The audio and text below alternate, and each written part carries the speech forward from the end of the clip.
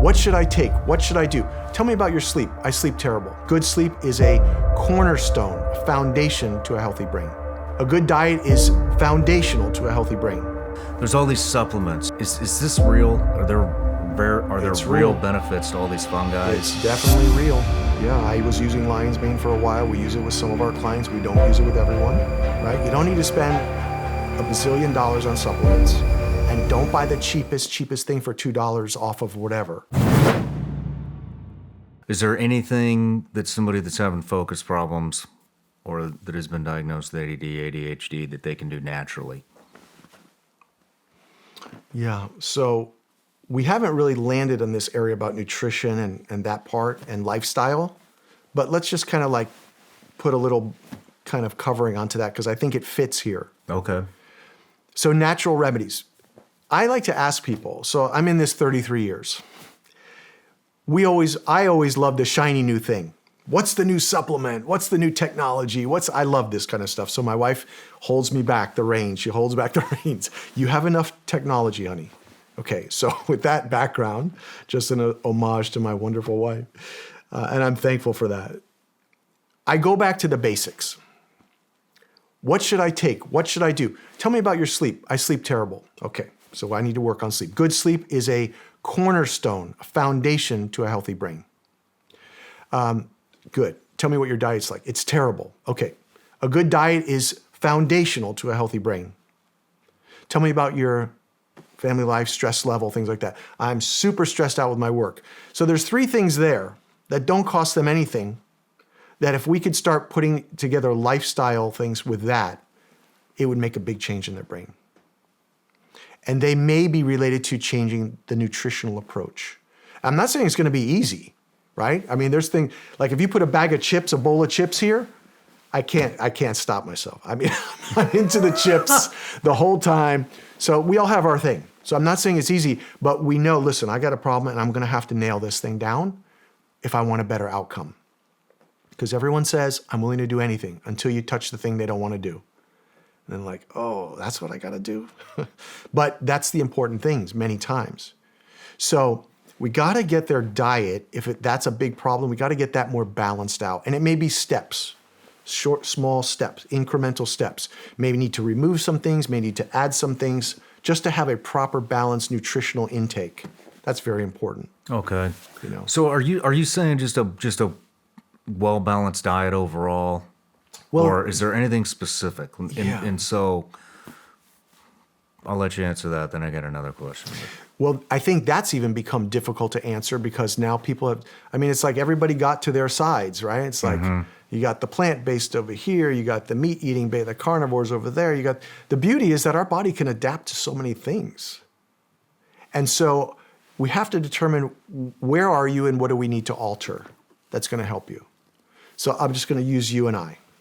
Let's say that you're plant-based. No, I don't even want to go into that. That's just too much controversy in that. Let's just say that you eat a lot of dairy. You love cheese. You drink milk. You eat a lot of dairy. You have a lot of digestive problems. Just an example. A lot of digestive problems. We want to help your brain. I may make a suggestion that say, Shawn, why don't we start to taper back some of the dairy? So that it's not every day and it's not in this, you drink 2 glasses of milk a day and you eat cheese every day, which you love, which is like locally, and I love cheese, there's nothing wrong with cheese. And you like ice cream in the evening and you make your own ice cream. Okay, those are all good things, but maybe it's a little too much dairy. Maybe. For you, because we're trying to restore brain function. Maybe. And you have gut problems. You see how I kind of put that together? Mm-hmm. So, or maybe it's like, man, I love bread. And maybe you have a little bit of and you have gut issues and you have brain issues. Maybe there's a bit of gluten. We need to taper it down. So we're reasonable. We're not saying stop everything. Reasonable. How do we taper this down if that might be a contributing factor? Now we can do testing on those things to see if you have sensitivities and things like that, but it's just as easy to start balancing out your diet. More whole-based foods. Okay. If you're eating meat, cleaner meats. Right? Cleaner meats. Things that are less processed, less all the different aspects, what we know is a problem, less toxins, less GMO.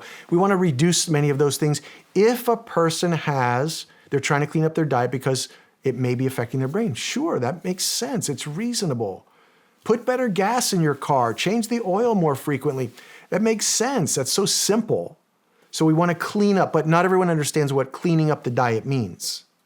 So we need to cut down on some of the, especially sugars or carbohydrates, because that really can create problems with the brain, too many carbohydrates, like a lot of things. So we talked about just general nutrition. That's what I mean when I say cleaning up the nutrition. It's got to be, again, a little more specific to the person. Okay. The follow-up question to that is, there's all these supplements. Onnit has one called, I can't remember what, but it's a brain function thing, ginkgo biloba. Now, as psychedelic medicine is coming more and more to the forefront, all these companies are talking about fungi and the benefits of non-psychedelic mushrooms like lion's mane and all this. Is this real? Are there real benefits to all these fungi? It's definitely real. Yeah, I was using lion's mane for a while. We use it with some of our clients. We don't use it with everyone. But these things are real, and there's data. And someone might email you, say, well, where's the research? I'm not going to get the research for you. You have to look for scientific articles. It's all in the National Library of Medicine. That's where I recommend people go. You just Google PubMed. That's the National Library of Medicine, where more than 8,000 articles a day are uploaded, scientific articles. And you can usually find things for and against whatever you're looking for. But then you got to be discerning and say, what's going on here? And then maybe take that and talk to somebody. Everything is about decision making. That's the brain. What's best for me?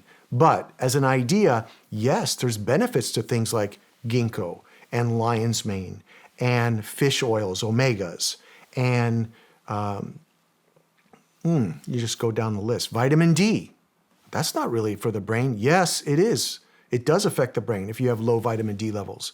It affects every cell in the human body, vitamin D, because it's something that works on the nucleus of the cell. So there's so many, you want to have those things in balance. Some blood work, specialized blood work can tell you where you might be out of balance, looked at by someone who understands that in functional medicine.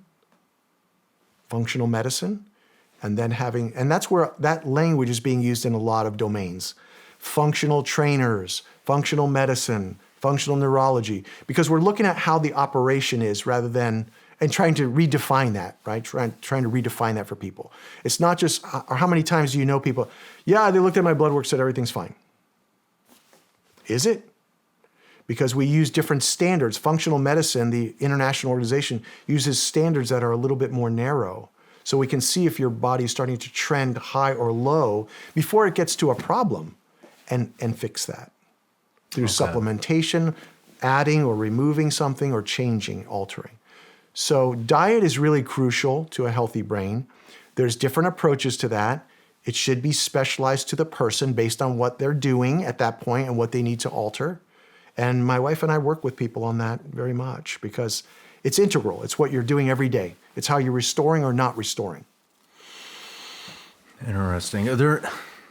Now I'm wondering what I don't know. And so I take a mushroom supplement, I take multivitamin, I take greens. Are there any supplements that maybe haven't hit the mainstream that you think people need to be aware of?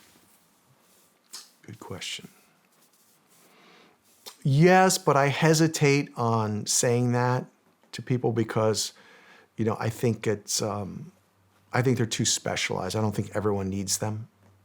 And that's what happens. You say something and everyone jumps on that. Mm-hmm. And then 70 people are trying it and 70 people are saying, how could you possibly say that? I'll mention to you off camera later, like some of the things I do. But some of the things that I do, which I definitely would recommend, is the multivitamin, the greens, the omega supplement, omega 3s. It's really crucial. I take something on and off called quercetin. Quercetin, which is a bioflavonoid. It helps my body process things. It's an antioxidant. Do I take it every day? I don't. I cycle through. And I started taking something called NMN. NMN. It stands for something. It's November. That's what I needed to know, and I didn't know the proper nomenclature, so I didn't want to be a fool and say that. Yes, November. Okay, so it's a precursor to something called NAD. So a lot of people are doing IV vitamins now. I'm sure you've heard about that. Glutathione and NAD and all these things. We do not supply that in our center, but it's recommended for a lot of people to do those things. High vitamin C doses. Actually, we did that to help our immune systems through the last couple of years. My wife and I had done that intermittently, a handful of times. But this NMN is a precursor to NAD. NAD is made by our body, and it has to do with, it helps with energy production in the body, ATP production. So I recently started adding that as recommended by Dr. Sinclair out of Harvard to add that to my regime. I'm 59, almost 60, so I'm trying to manage some of these things that we know decline as you age. You know, your testosterone declines, your ability to produce ATP declines, right? Your collagen production declines. So yeah, that's something I've been working on lately. I don't notice a lot, and I coach people. They say, well, I didn't notice a change. Some things you're not going to notice. You just know that I'm just ensuring I'm plugging the holes in my nutrition by doing these things. That's what we're doing. Okay. And other things you will notice, like GABA. You should notice it, or you don't need to stay on it. So some of these things, the omegas, the multivitamin, women should be on multivitamins. We know that. Why? And men. Because their telomeres, the end of their DNA, breaks down faster when they're under stress. And they found with multivitamin, University of California, San Francisco, a simple multivitamin started to increase the telomere capping of these DNA so their strands wouldn't break down so fast. So multivitamin, probably a good idea. Interesting. Probably not one you buy in your local, cheapy. I never go cheapy, and you don't need the most expensive. Okay. As a general rule of thumb, right? You don't need to spend $1 bazillion on supplements, and don't buy the cheapest thing for $2 off of whatever, because you don't know how they're made all the time. And so just be diligent. Hey everybody, I'm Shawn Ryan. Click here to subscribe to the Shawn Ryan Show YouTube channel for the hottest and most compelling interviews that you will not see anywhere else. I've also made a playlist of all the previous SRS episodes so they're easy to find. You can find that right here.